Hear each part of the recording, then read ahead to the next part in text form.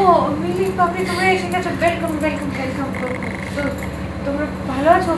বলছি মিলি পাপড়ি তোমাদেরকে না আজকে স্টেজে একটা পারফরমেন্স আমরা পারফর্ম করব। হ্যাঁ সোমরাজ তিতিরের ছেলে, তোমরা পারফর্ম করবে না হতে পারে?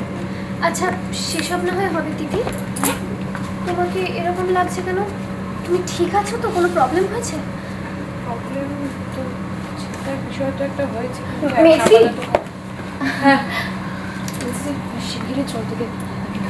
হ্যাঁ আমি যাচ্ছি। বলছি কোয়েল ওদের দুজনকে একটু বসিয়ে দিন, আমি ভাবি তোমরা একটু যাও। হ্যাঁ আমরা হ্যাঁ চল আসো। দিদি তুমি রেডি? তোমার র্যাম্প ওয়াক নিয়ে নিচে ওয়েট করছে সবাই, চলো। একটু রেডি নাই? কি হয়েছে তোমার?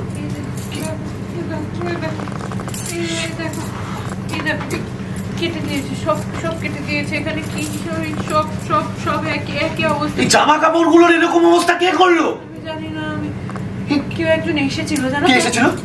কে এসেছিল? সৌম্যবাবু, এর আগেও আমরা যুদ্ধকালীন তৎপরতায় অনেক অসম্ভবকে সম্ভব করেছি, এবারেও তাই করব। এইবার এই শাড়িগুলো দিয়ে আমি আমাদের বিভিন্ন প্রদেশের ট্র্যাডিশনাল পোশাকে সবাইকে সাজাবো, আর সবাই সেটা পরেই হাঁটবে। আমাদের অনেকটা দেরি হয়ে গেছে সৌম্যবাবু, তুমি একবার যাও দিকে। আমার মনে হয় সবাই খুব উত্তেজিত হয়ে গেছে ফ্যাশন শো শুরু হয়নি বলে।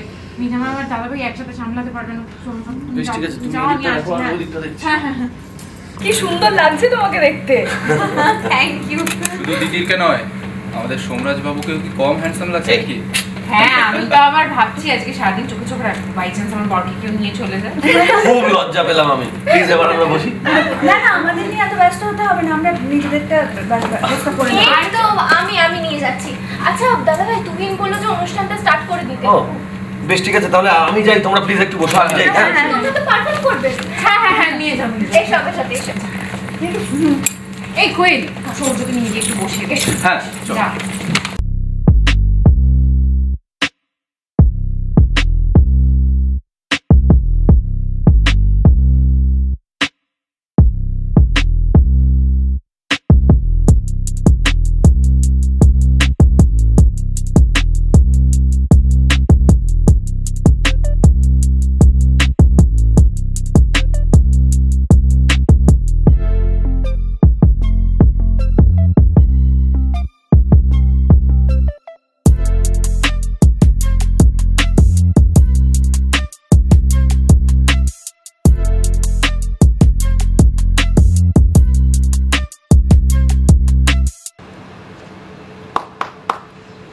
সোমরাজ তিতির, এইটুকু সময়ের মধ্যে তোমরা যেটা অ্যারেঞ্জ করতে পেরেছো, সিরিয়াসলি আমি হলে পারতাম না।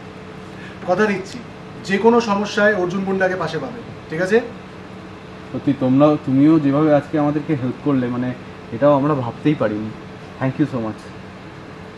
চললাম। কারেক্ট।